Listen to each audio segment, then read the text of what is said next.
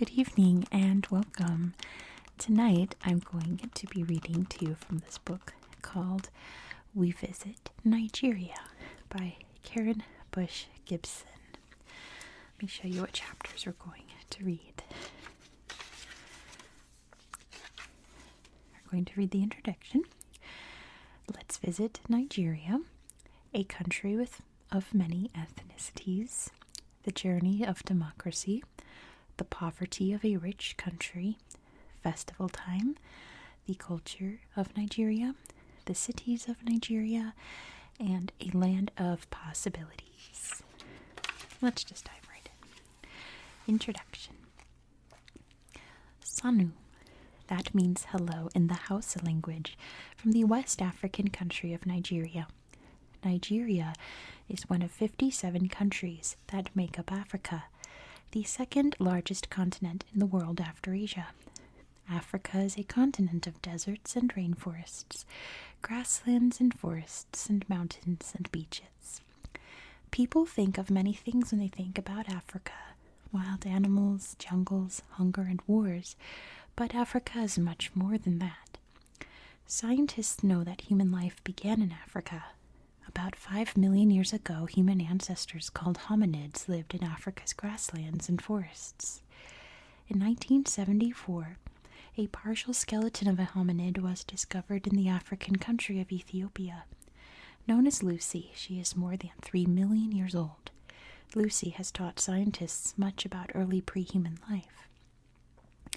About 1.8 million years ago, early humans decided to see what else the world held. They moved from Africa to Asia because this was the only place they could reach by foot. There were no boats or airplanes for travel. Once in Asia, some continued moving further east into that continent. Others turned west towards Europe. The entire human population of today's world originated in Africa. With over 170 million people, Nigeria is Africa's most populated country. In fact, 1 out of every 6 Africans is Nigerian. Nigeria is also the 8th most populated country in the world, but it isn't Africa's largest country. 14th in size, Nigeria is about the size of California, Arizona, and Nevada combined. Nigeria can seem very crowded, but most of the crowding is in the cities. Nigeria is located on the west coast of Africa near the equator. As part of the sub-Saharan region of Africa, Nigeria is a lot like the entire African continent. The geography changes as you travel across the country. Bordering the Atlantic Ocean at the Gulf of Guinea, Nigeria also borders the African countries of Niger, Cameroon, Benin, and Chad. Both Nigeria and Niger get their name from the Niger River, the 3rd longest river in Africa after the Nile and the Congo. Like the rest of Africa, Nigeria is a country of variety. The land and the people have many differences, but together they are Nigerian. Let's visit Nigeria. Chapter 1. Let's visit Nigeria. Costumed from head to foot, masqueraders dance to songs played by the oja, a native flute, and drums. Handheld percussion instruments add to the beat. If you listen carefully, you can hear the sounds of bells. Look closely and you'll find the bells decorating some of the costumes. Although many costumes shine with bright colors and all have masks, no 2 costumes are alike. Masqueraders are people who wear masks made from wood or straw. They tell stories with their movements and their appearance. Dance troupes, also in native costumes, dance for the crowds. Welcome to an Igbo masquerade festival. The Igbo are one of the 3 main ethnic groups in Nigeria. Most Igbo live in southern Nigeria. Their very long cultural history includes masking or masquerading. The people in colorful robes and masks might represent an ancestor or perhaps symbolize an animal such like an elephant, crocodile, or snake. In Enugu, one of 36 states of Nigeria, the Council of Arts and Culture holds the Enugu State Wanmu, or Masquerade Festival, each November. The city where the festival is held is also named Enugu and is the capital of the state. The festival begins with a masquerade parade. Everyone's costume is so complete that you wouldn't be able to recognize a dancer unless you knew his costume. Thousands of Nigerians and a few tourists watch the parade of masked dancers move through the streets. Is that not remarkable? It's an incredible costume. When the parade ends, everyone moves to a large stadium. In other festivals held in smaller villages, the stage might be a large open space. In Enugu, the stadium is a modern location that works well for larger audiences. The crowd in the stadium seats is filled with excitement. Suddenly, all is quiet. The sound of flute music begins to float softly in the air. A drum joins in and anticipation builds. A single masked dancer enters the stadium. His costume is brilliant with colors that capture the sunlight. Other masqueraders, all men, follow. Someone appears in an eagle masquerade and the crowd gasps. The eagle is very important to the Igbo, symbolizing strength and purity. In villages, senior men were once awarded eagle feathers to indicate their high status. The masked people dance. Several dance groups also take turns dancing. Although the masqueraders are men, many members of the dance groups are women. Each group wears a different costume. Soon everyone is dancing. Boys and young men slip past security and join the dancing on the stadium floor.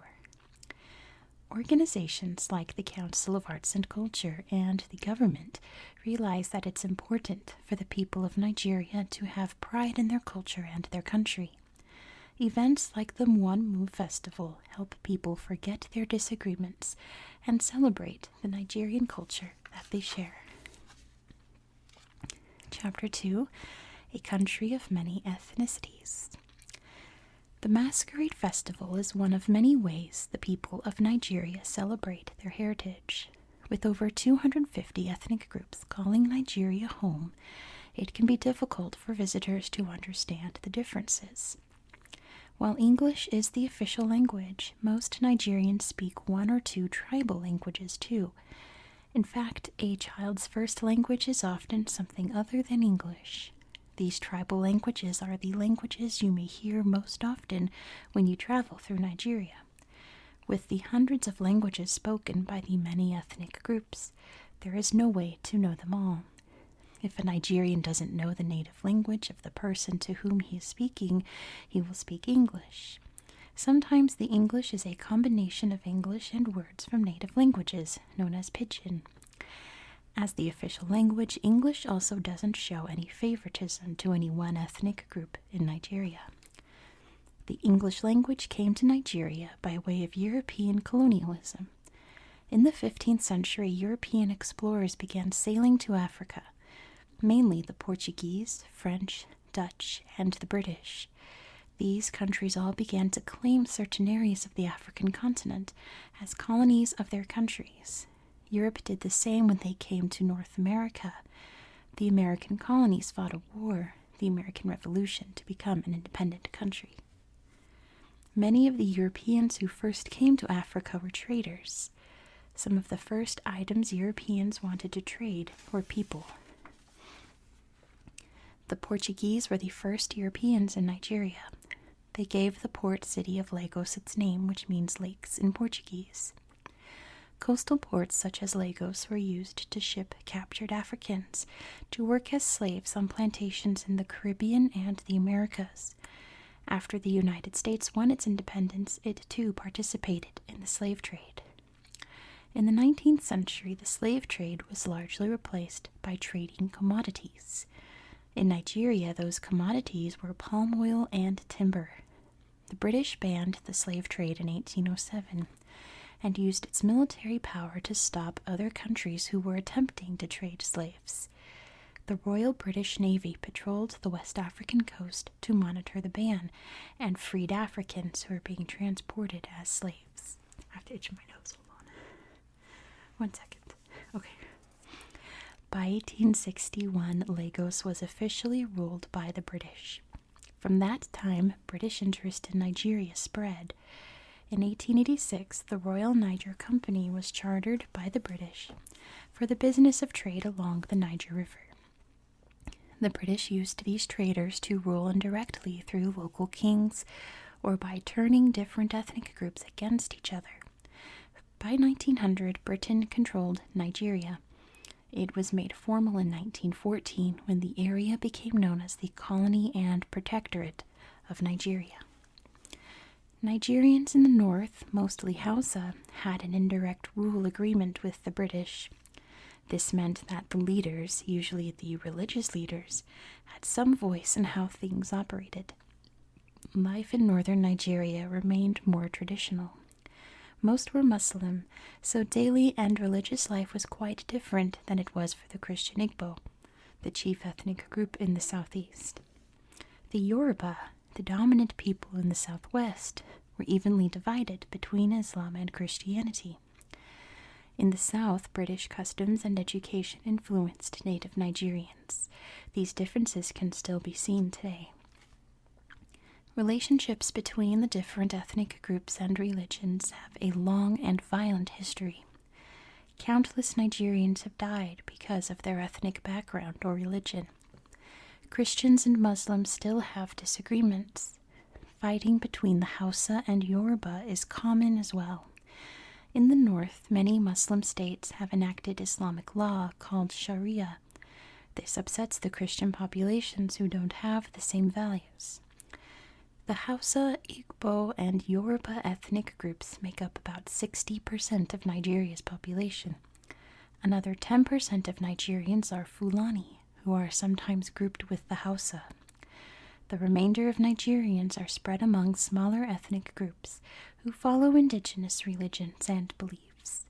There are both Muslims and Christians who still follow indigenous practices as well. A Nigerian's ethnic group is very important to him or her. For many people, it's more important than being Nigerian or African.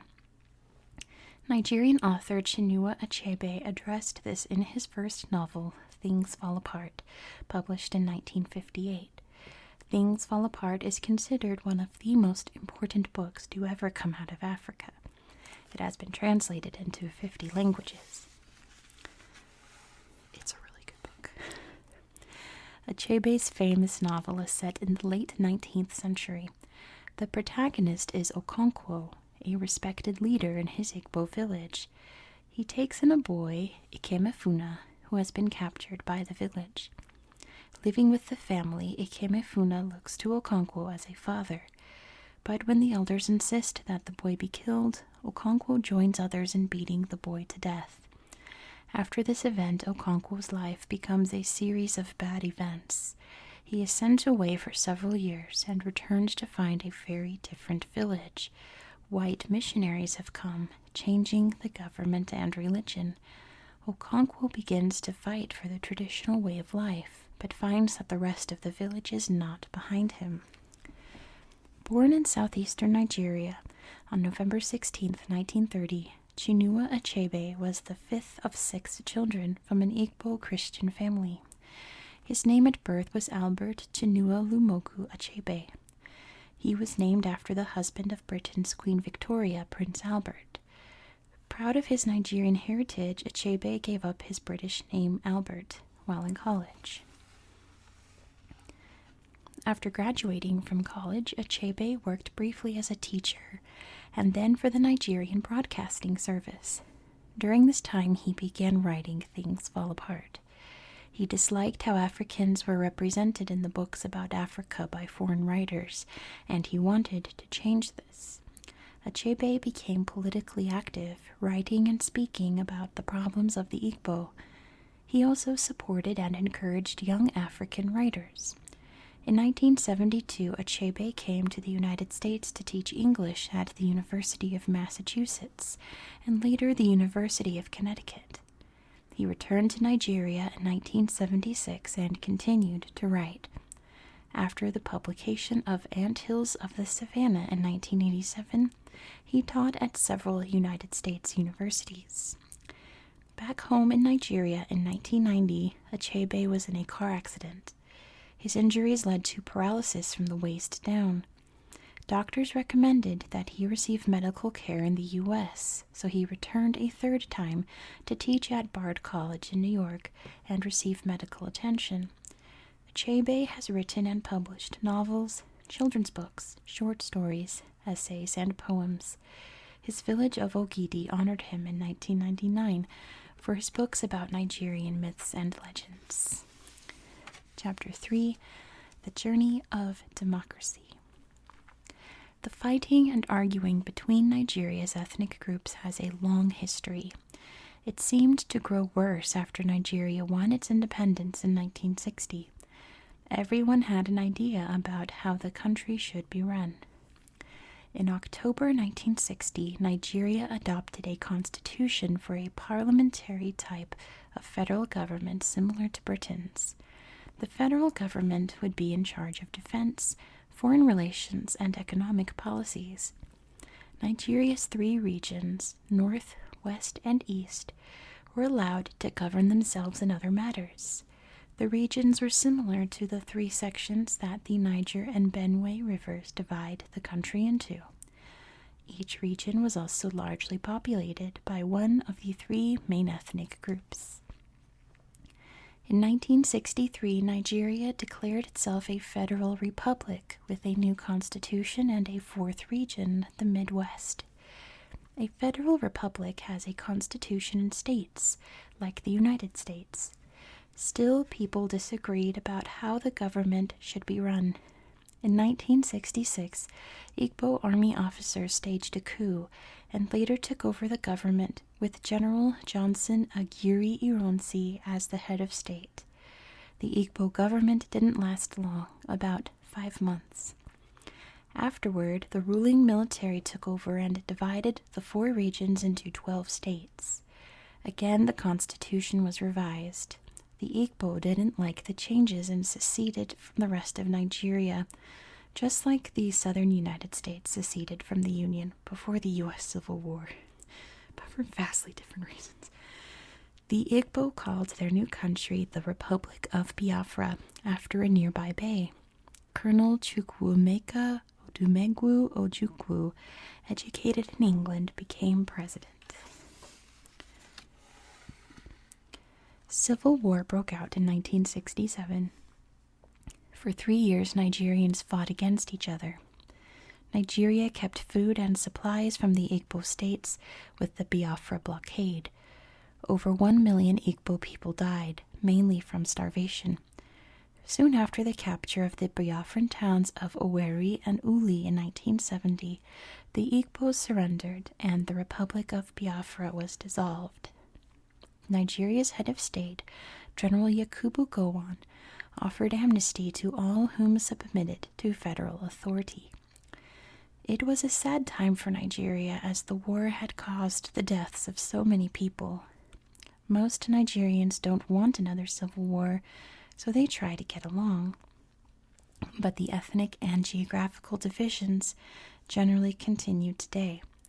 The differences are strongest between the North and the South, where it can seem as if Nigeria is 2 different countries. In the 1970s, continued coups and violence characterized the government. People began to ask for a civilian government instead of a military one. General Murtala Muhammad became Nigeria's leader in 1975 and promised civilian rule by 1979. Instead, he was assassinated during a Lagos traffic jam in 1976. However, Muhammad's chief of staff, General Olusegun Obasanjo, followed through with Muhammad's plans.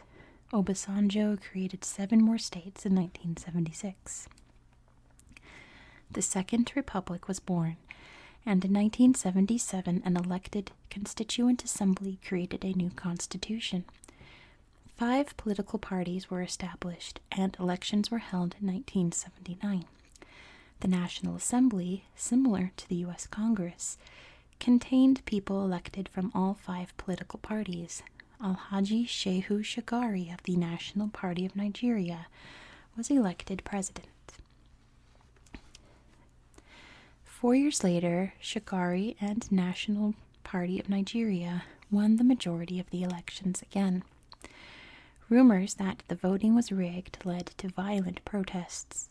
Soon another military coup overthrew the civilian government. The Supreme Military Council, headed by Major General Muhammad Buhari, took control and many freedoms were lost. Buhari lasted less than 2 years before Major General Ibrahim Babangida overthrew him in 1985. Called the Redeemer by many Nigerians, Babangida returned freedom to the press and released political prisoners. He also focused on economic recovery for Nigeria. A third republic was established in 1989 with still another constitution. In early 1990, a group tried and failed to overthrow Babangida. Officials arrested over 200 people believed to have been part of the plot. Many were executed following secret trials.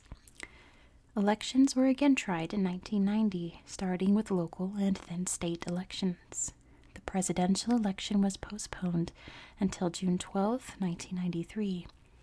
Outsiders monitoring the election said it was the fairest election ever held in Nigeria.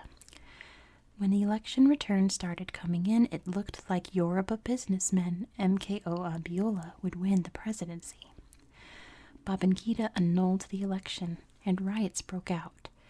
More than 100 people were killed before Babangida agreed to hand over power to an interim government that would rule until the 1994 elections. Instead, Defense Minister Sani Abacha took control. I'm sorry, I'm trying not to lose my voice all of a sudden. Okay. He disbanded all democratic political offices and appointed military officers as the heads of states. Many Nigerians believed that democracy was the path to peace for Nigeria. The National Democratic Coalition, or NADCO, was formed to campaign for a democratic civilian government. In May 1994, elections were held for a constitutional conference, but Abacha would not allow candidates who opposed him to run. The majority of Nigerians refused to vote in the elections. Chaos followed as petroleum unions and other workers' unions went on strike to protest. Almost all business halted. An already troubled economy was in even worse shape. Abacha removed the union leaders from office and arrested anyone who opposed him. Human rights activists, journalists, and relatives of anyone who had protested against Abacha were jailed. Some were sentenced to death. MKO Abiola, the popular Democratic leader who ran for president in 1993, and Ken Saro-Wiwa, a writer and environmentalist, were among the many who were arrested. Apologies. Saro-Wiwa was executed by hanging on November 10, 1995. After these actions, many countries throughout the world, including the United States, announced sanctions against the Nigerian government. Travel was restricted, and the U.S. refused to sell weapons to Nigeria. Elections were scheduled, but Abacha insisted that all 5 political parties nominate him as their candidate. Before elections could be held, Abacha died of a heart attack. The Nigerian population celebrated. They hoped that his death would bring the end of the turmoil that had characterized the government for so many years. Young adults who were just reaching the age requirement for voting had never known anything different. General Abdul Salami Abu Bakr succeeded Abacha. Military officers in political offices, particularly those appointed by Abacha, were retired or fired. Abu Bakr began releasing political prisoners. On the night before MKO Abiola was to be released after 4 years of imprisonment, he died of a heart attack. Abu Bakr set up elections through the Independent National Electoral Commission. Local elections were held first in December 1998. The presidential and legislative elections were held 3 months later. Olusegun Obasanjo, who had introduced civilian rule in the 1970s, was one of the prisoners released by Abu Bakr. He ran the People's Democratic Party, or PDP, presidential candidate. He ran as the People's Democratic Party presidential candidate and won the 1999 election. Candidates from the PDP also won the majority of the legislative seats. Along with the 1999 election came a new constitution, although it was very similar to the one passed in 1979. The National Assembly would include a 360-member House of Representatives and 109 elected officials in the Senate. Each of the 36 states would have 3 senators, and the federal capital territory of Abuja would have 1 senator. Olusegun Obasanjo was sworn in as president on May 29, 1999. After 16 years of military rule, Nigeria had a democratic government once again. But it was a democratic government with many problems from past abuses and corruption. Obasanjo released many people who were being held without charges. He created a panel to investigate human rights violations. His government tried to track down billions of dollars of Nigeria's funds being held in secret overseas bank accounts. Obasanjo formed the National Security Commission in 2001 to address the ongoing ethnic violence. Much of the violence is attributed to conflicts between Muslims and Christians, in addition to disputes between residents and oil companies in the petroleum-rich Niger Delta area. Things have improved, but it has taken time to work out how the executive, legislative, and judicial branches of government will work together. Also, state governments are sometimes at odds with the federal government in Abuja. President Obasanjo was re-elected in 2003 amid the usual rumors of illegal voting procedures. Nigeria limits presidents to 2 terms, just as the United States does.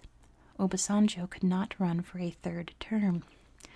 On April 21, 2007, voters chose from 24 candidates in elections filled with problems and illegalities. People who were unhappy with the results protested.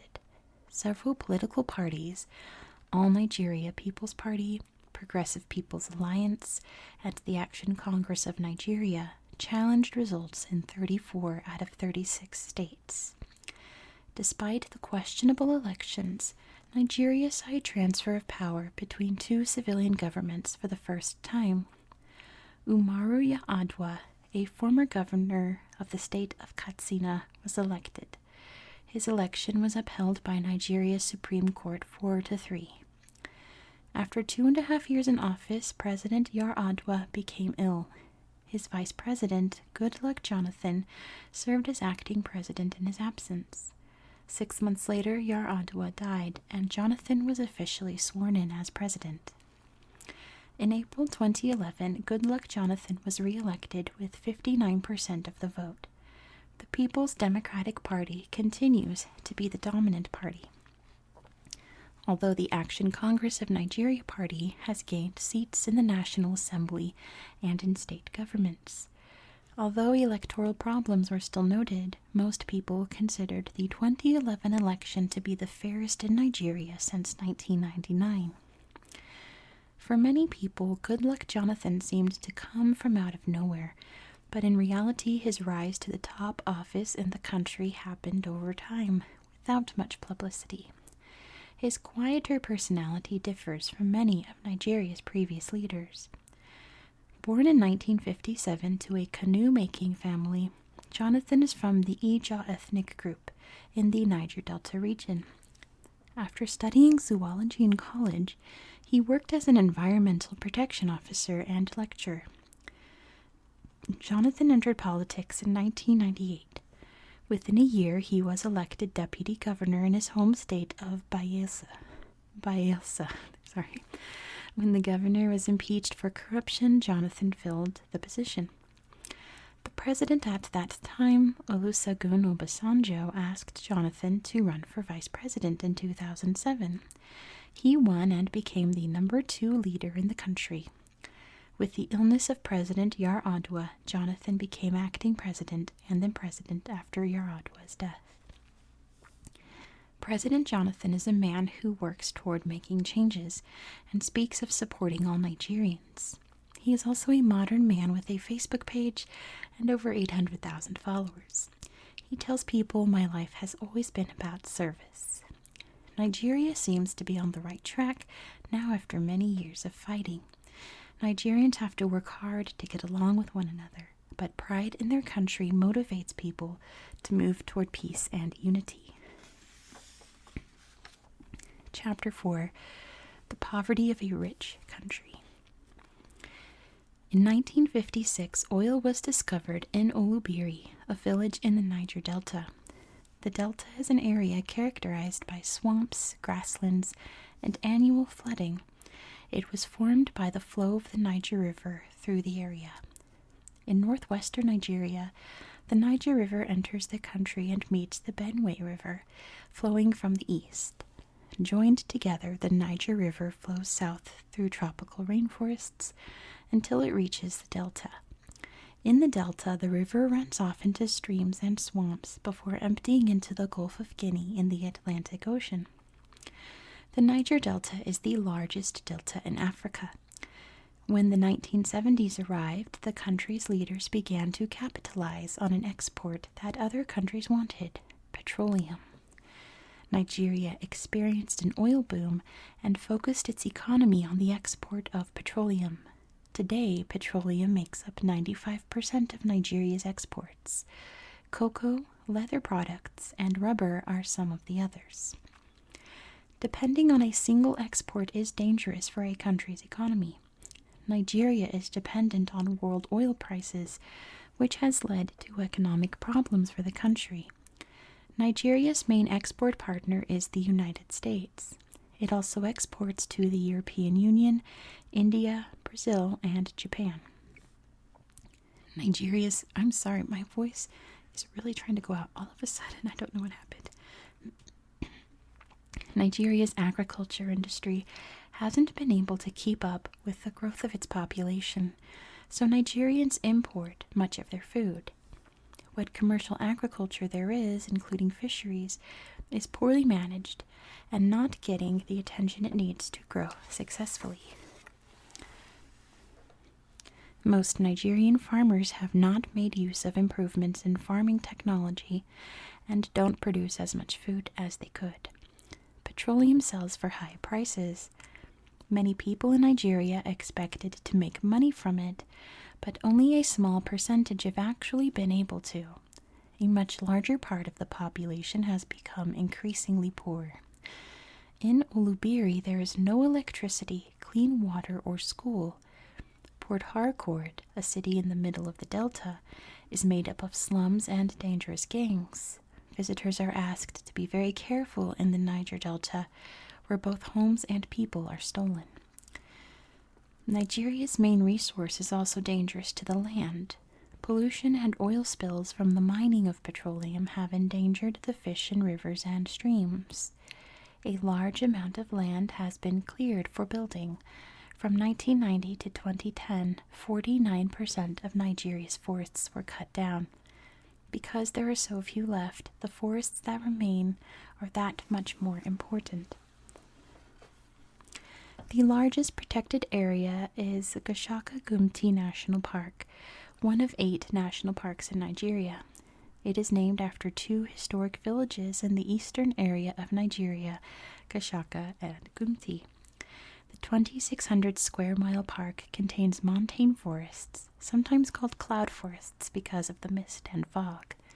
You will find elephants, hippopotamuses, and buffalo grazing in the park's woodland savannas. You might even spot a lion there. Leopards reside in the rainforest, which is also West Africa's most important primate habitat. Here you will find the Nigerian chimpanzee, a chimpanzee subspecies found only in Nigeria and neighboring Cameroon. Without protection, it could become extinct within 20 years. In northeastern Nigeria, Yankari National Park is considered one of West Africa's best game parks. It's only open 7 months of the year and requires guides. A large number of wildlife species live in the park, including hippos, lions, monkeys, and warthogs. The park has the largest population of elephants in West Africa, about 500. Located near the park lodge is Wiki Warm Springs, a clear lake often visited by elephants and baboons. Human visitors like swimming in the Wiki Warm Springs, too. Northern Nigeria is part of Africa's Sahel region. Located south of the Sahara Desert, the Sahel is hot and dry, and not much grows there. Savannas and low hills are found in the central part of Nigeria, while mangrove swamps and streams meander through the delta in the south. Mountains divide Nigeria from the neighboring country of Cameroon. The highest mountain is Chapo Wadi, rising to 7,936 feet. It also goes by the name of Ganger Wall, or Mountain of Death. Although the terrain is uneven, the mountain seems to get its name instead from a myth that the keeper of the mountain is an old grumpy man who sleeps at the base of the mountain. If you wake him, you will suffer disaster on the mountain. The Jos Plateau, located in the center of the country, was once the home of the Nok, an early culture that lived there from about 1000 BCE to 200 CE. The Nok are known for the terracotta sculptures of humans and animals that they left behind. Some are small, about the size that could be worn on a necklace. Others are life-size. In the 19th century, groups of people with indigenous beliefs came to the plateau to escape the Muslim Fulani warriors. By then, Africans and the British had discovered tin and iron in the streams and rivers there. The plateau became one of the world's main suppliers of tin. Although once forested, the Jos Plateau is now mainly grasslands. Goat and sheep herders have found another benefit to the Jos Plateau. Because of the elevation, there are no tsetse flies there. These large flies, which are found only in Africa, carry a disease called trypanosomiasis. The disease is caused by a parasite that infects the central nervous system of humans and animals. The sandy beaches and lagoons along Nigeria's coast provide places for visitors and residents to vacation. Nigeria's coastline runs approximately 530 miles. The coast is humid all year long, with temperatures at their highest in the months of February and March. Some people prefer the high heat to the dry season that begins around October. The North's dry season includes the dusty Harmattan wind, which can last up to 4 months. The rainy season brings some relief, but like everything else, the amount of rain varies with the part of the country. Rains hit the south in March, but usually don't reach the north until May. The semi-desert in the far north part of the country may only get 50 inches or less of rain in a year. Yet along the coast, Nigeria receives approximately 150 inches annually. Chapter 5, Festival Time. Jeffrey Taylor, journalist and author of Angry Wind, refers to Nigeria as the Giant of Africa. For millennia, Nigeria's territory, a patchwork of Sahel, rainforest, and fertile plateau larger than Germany and France combined, has supported some of Africa's most advanced civilizations. The diversity of the land and the people carries over to a wide range of festivals and attractions, too. There's always something to do in Nigeria. In the Muslim states in the north, Nigerians look forward to the Durbar, a huge festival that follows the Muslim holidays Eid al-Fitr and Eid al-Kabir. Various towns hold Durbars, but the most well-known is the Durbar in Kano, which is attended by thousands of people. Like many Nigerian festivals, the Durbar has a long history. In a traditional Durbar, the emir, or Muslim leader of the village, watched as his military paraded on horseback. The modern Durbar of Kano still features a parade of horsemen, but today they are involved in races and mock fighting. Although the horsemen carry spears, swords, and clubs, most are fake. In March, make your way to the banks of the Sokoto River, where the Argungu fishing and cultural festival lasts for 4 days. The festival isn't as old as some of Nigeria's other festivals, but it has grown since it began in 1934. The main attraction continues to be the competitions in which fishermen wrestle fish from the river. Over time, canoe races and diving contests have also been added.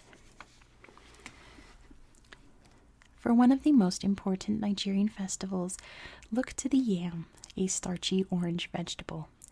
Some people think yams and sweet potatoes are the same, but actually they come from different continents.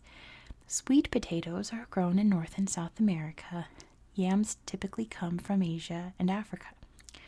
The yam is one of Nigeria's most important food crops, along with grains like rice, sorghum, tapioca, and millet. The New Yam or Iriji festival started long ago as a way to celebrate the harvest season. In preparation, old yams were eaten or tossed out. The first of the new yams were given to the king or chief of the village, who would bless the harvest. Afterward, there would be lots of eating, everything made from yams. In modern new yam ceremonies, the yams are given to the oldest male in the village because Nigerians have a lot of respect for their elders. The elder offers the yams to the gods or ancestors.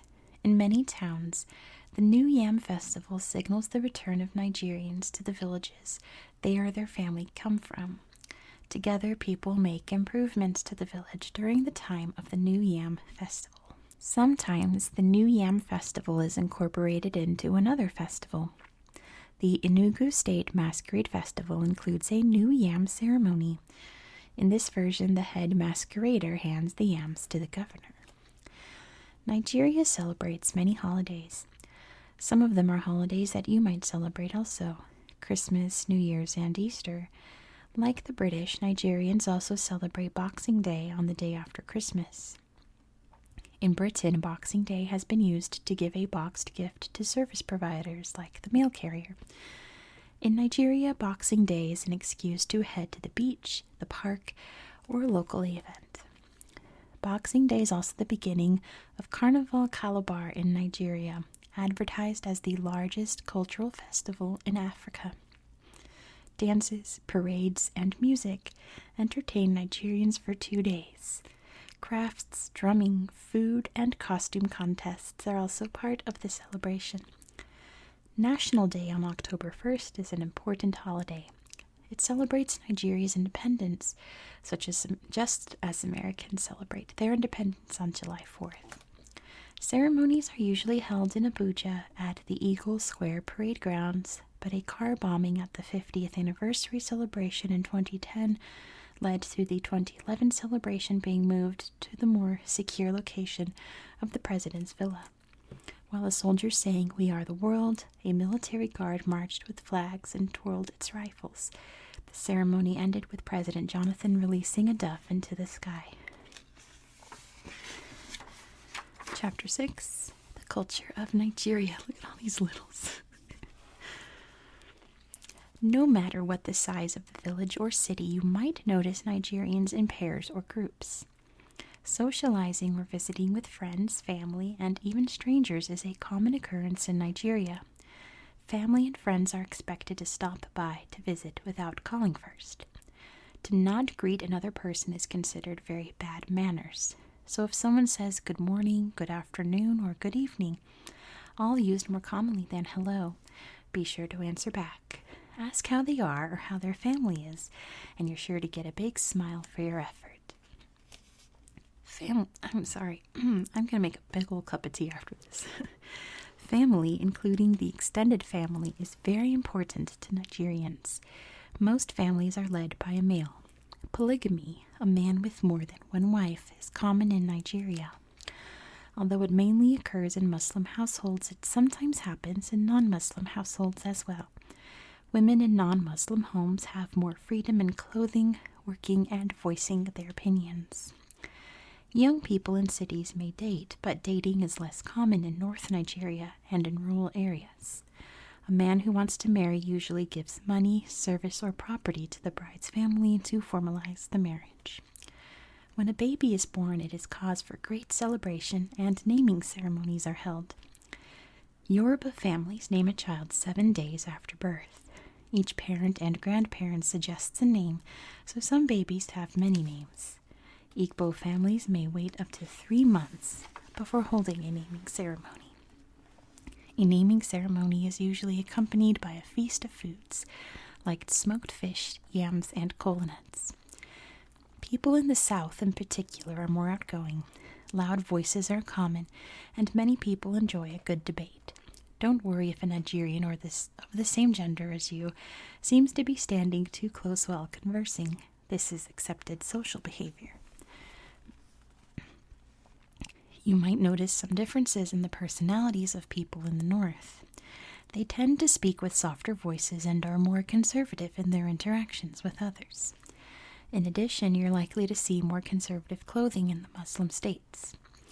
In the urban areas of the South, you might see people in t-shirts and jeans, but in other places, clothing is more traditional. Except for the North, clothing is often made from bright colors or bold patterns. Men wear loose, comfortable shirts with pants. You might see women in short-sleeve tops, wrap-around skirts, and a scarf. Traditional Nigerian clothing is popular in other African countries too. It's rare to see people rushing off to appointments.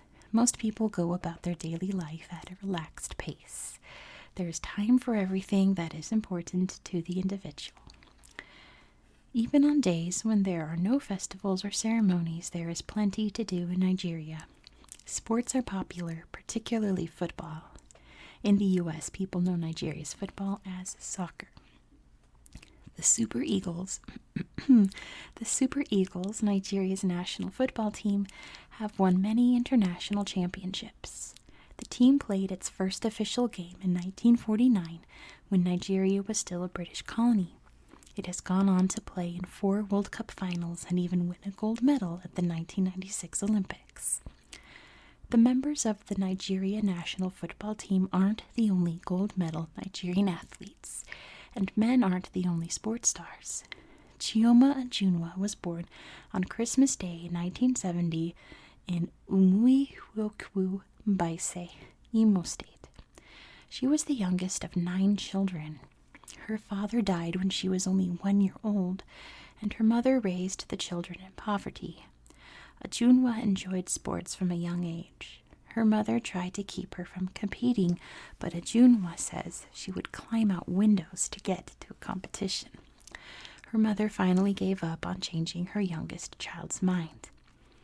When Ajunwa attended police training in Lagos, she was invited to the All Africa Games Championship being held in the city. She won the gold medal for the long jump. 5 years before she competed in track and field at the 1996 Summer Olympics, she played soccer for the Nigerian women's team in the 1991 World Cup. And she can do everything. The 1996 Summer Olympics were held in Atlanta, Georgia. It can get fairly warm in the southern states during the summer, but Ajunwa was used to heat and humidity. At age 25, she competed in 3 track and field events, a 4x100 relay, the 100 meters, and the long jump. She placed 5th in both the relay and the 100 meters. Although she made it to the semifinals in the 100 meters, she wasn't able to match her personal best time of 10.84 seconds from 1992. Only the long jump remained. When it was time for the finals, she ran toward the jump-off point and launched her legs forward. She jumped 7.12 meters in the first round. Chioma Ajunwa became the first Nigerian to win an individual Olympic gold medal and the first African woman to win an Olympic gold medal in a field event. Did you know that a lot of music has roots in Nigeria? It may even be music that you listen to in the United States. People often refer to Nigerian music as world music, influencing other types of music like rhythm and blues and rap. Juju is a type of Nigerian music using the talking drum. It doesn't really talk, but it has special tones that sound like words. Juju originated in the 1920s and was made popular in the 1960s and 70s by artists like Ebenezer Obey and King Sunny Ade. All types of instruments are used in Nigerian music, but percussion instruments are favorites. There are different kinds of drums: pottery drums, cylinder drums, and slit drums. Fuji music particularly uses lots of drums. It comes from the music played during the call to prayer in the Muslim holy month of Ramadan. Musician Alhaji Sikiru Ayinde Barrister was the first to bring the sound to countries outside of Nigeria. Call and response songs are part of the Nigerian musical heritage. In these songs, a chorus either repeats or answers a soloist. This type of song was also important in the development of American blues. Call and response songs are found in a type of Nigerian music known as Afrobeat. Popular since the 1960s, Afrobeat is a blend of jazz and funk. Like much of the popular music in Nigeria, people like to dance to Afrobeat. Okay, so if things seem different, it's because they are. My voice went out completely. While I was reading this next paragraph, I went and made a huge cup of tea. The sun came up, so now I have natural lighting. Also, now my sister's awake, so you might hear her around. I don't know. We'll see. But we're going to finish this. Here we go. Nigerian musician Fela Kuti is considered the father of Afrobeat. Fela Anikulapo Kuti was born in Abeokuta, Nigeria in 1938 to Yoruban parents. He was a singer, composer, and band leader who played the keyboard, trumpet, and saxophone. At the age of 16, he joined a popular band, the Cool Cats, and developed his own unique jazzy sound. By 1969, Kuti was sharing Afrobeat music with others, and went on a 10-month tour of the United States, during which he was introduced to American jazz. When Kuti returned to Africa, he changed the name of his band to Africa 70. The band featured many singers, dancers, and musicians. Instruments in the popular Afrobeat band included drums and other percussion instruments, guitars, saxophones, and trumpets. In addition to being an outstanding musician, Kuti was very outspoken about Nigeria's political issues. He often criticized the Nigerian government. In 1979, he created his own political party, MOP, Movement of the People. When the military took over the government in 1983, Kuti was one of the many people arrested. Falsely charged with smuggling money, Kuti was released in 1986. Fela Kuti, one of Nigeria's most popular musicians, died in 1997 of complications from AIDS. Chapter 7. The Cities of Nigeria. Abuja, Nigeria's capital, is a city of approximately 1.8 million people, located in the ethnically neutral center of the country. But Abuja wasn't always the capital. The busy port city of Lagos was Nigeria's capital from colonial days until 1991. The largest city in Nigeria and the second largest in Africa after Cairo, Egypt, the streets of Lagos are crowded with people walking and driving. Lagos has over 5 times as many people as Abuja. With 10 million people, Lagos can be overwhelming for visitors. Lagos lies next to the Gulf of Guinea, part of the Atlantic Ocean. During colonialism, the Portuguese and later the British used the port at Lagos for shipping. It has been Nigeria's most important city since its days as a Yoruba port city and a British center of power. According to author Richard Dowden, Lagos is the heart of Nigeria and its gateway to the world. The center of commercial activity in the city is Lagos Island, which began as the fishing village Echo. When former slaves were freed from Brazil, many of them returned to the island and built homes similar to the ones they had found in Brazil. Today, Brazilian-style buildings are plentiful on Lagos Island. The city of Lagos includes Lagos Island, neighboring islands, and the mainland. Bridges connect the mainland with Lagos Island and Victoria Island. Between the islands and the mainland is Lagos Lagoon. Lagos Lagoon. Lagos Lagoon. There we go. There's much to do in Lagos. The Lekki Market includes ancient Nigerian art and sculptures. Mosques and cathedrals stand as majestic examples of the city's architecture. In Badagry, a section of the state of Lagos, you will find signs of Badagry's history as a slave port. My voice is still not recovered. Slave chains, holding cells, and wharfs where slaves were shipped are preserved here. Badagry was one of the first slavery ports in West Africa, dating back to the early 1500s. Over 500,000 Africans were sent to other countries as slaves from this port.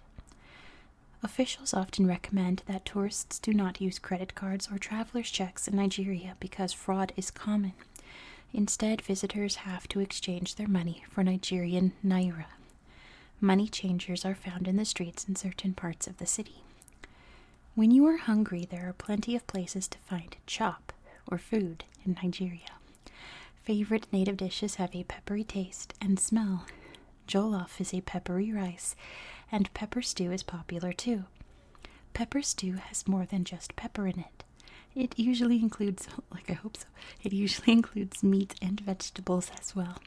Rice dishes are popular because rice is grown locally and is easily combined with other ingredients. Tuwo are balls made of rice or other grains. They are popular in the north and typically eaten with soup or sauce. Yoruba foods tend to be spicier than the foods of other ethnic groups. Fruits are readily available in Nigeria. Bananas, oranges, guavas, pineapples, and papayas make good snacks. Raw sugar cane is a sweet treat. You might notice that Nigerians almost always eat with their right hand. Passing something to another person is either done with both hands or only the right hand, but never just the left hand. The left hand is considered unclean. Even though Lagos is a modern city, people still use wood and charcoal for cooking, and much of the city gets its water from a vertical pipe called a standpipe. Electricity is erratic and may go off at any time. Many people live in apartments in the cities. Single-family homes may be constructed from cement blocks with a wood or metal sheet roof. In the country, many houses are built with handmade mud bricks dried in the sun. Roofs are made from branches or palm leaves. Indoor bathrooms are much more common in cities than in rural areas. The state of Lagos contains a large amount of water in lagoons, rivers, and creeks. This and the abundant rainfall contribute to the wetlands and tropical swamp forests. Lagos is the smallest state in Nigeria, but it holds the largest number of people. The traffic is almost always heavy in Lagos. Many of Nigeria's roads are busy with cars, and not all of these roads are paved. Most people take a bus or a bush taxi to get to another city. A bush taxi is a large cab or minibus that is often crowded with people. Bush taxis run on their own schedules, which usually means no schedule. Northeast of Lagos is the city of Osogbo, the home of fine Nigerian contemporary art and markets. Perhaps Osogbo's biggest draw is the Osun Sacred Forest, also known as the Osun Osogbo Sacred Grove, on the outskirts of the city. Named a UNESCO World Heritage Site in 2005, the thick green forest is a shrine to Yoruba gods and the home to Osun, the goddess of fertility. The forest contains palaces, sculptures, and prayer sites. At one time, each Yoruba village established a sacred grove nearby. However, this may be the only one that remains today. Kano is one of the oldest cities in West Africa, founded over 1,000 years ago at the crossroads of the Trans-Saharan trade route. Forest people traded ivory, cola nuts, and slaves for salt, cloth, weapons, coral, and glass beads from the Berbers of North Africa. Today, Kano is Nigeria's second largest city after Lagos. It is also the home of the Kurmi Market, one of Africa's largest markets, where visitors can find fine metal crafts, statues, and jewelry. You can also buy leather items, native instruments, and ostrich feather shoes. Be prepared to bargain. It's part of the experience. Also in Kano are the Kofor Mata dye pits, where indigo cloth has been dyed for 100 years. The Kitan Makama Museum, formerly a king's palace from the 15th century, features the traditional mud-walled Hausan architecture. Check it out. Look at the indigo dye there. In addition to Hausa kingdoms, Nigeria had other ancient kingdoms as well. The Kingdom of Oyo was located in the southwestern part of the country. Founded in the 14th century, Oyo was a political center for West Africa from the 1600s to the 1800s. The Kingdom of Benin, located to the south of Oyo, was established in 1440. With a well-trained army, Benin also boasted a sophisticated ceremonial court decorated with works of art in bronze, ivory, and wood. Before the Kingdom of Benin was established in Benin City, artists created sculptures from brass, possibly as early as the 13th century. Brass statuary was one of the first African arts to be recognized throughout the world. Craftsmen continue to work on brass sculptures, but to see how the statues have changed over the years, check out the National Museum of Benin City. While Nigeria is known for its brass sculptures, they aren't the only art form you'll see. Artisans also like to carve from wood and soapstone. Wood masks seen at cultural festivals are works of art you won't find anywhere else. Other artists paint to celebrate Nigeria's tribal culture. A land of possibilities. When Nigeria became independent, it sought a greater unity with other African nations.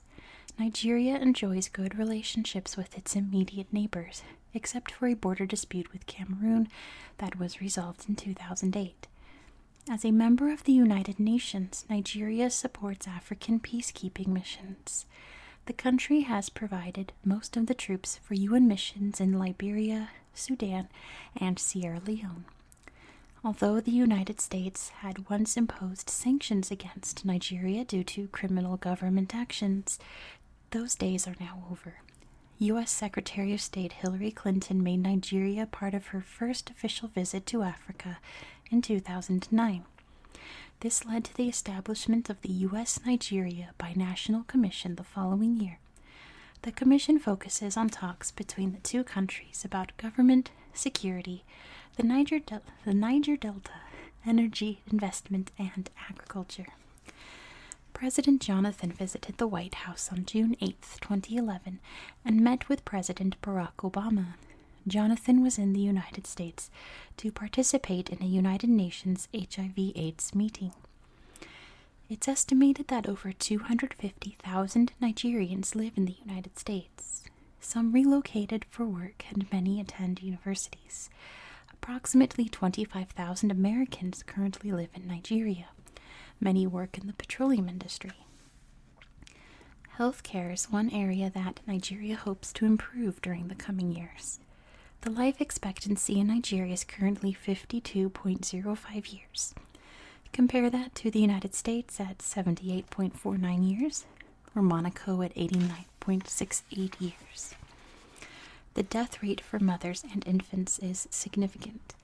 About 2/3 of births take place in homes, and most have no health care provider present.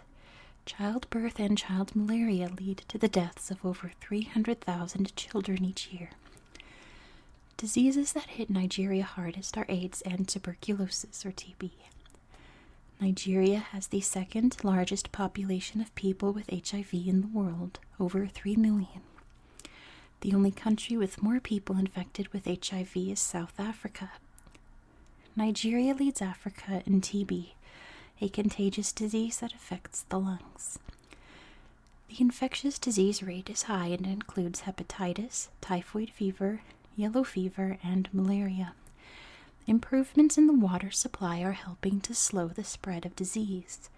3/4 of urban areas have safe water sources, but that rate falls to 42% in rural areas.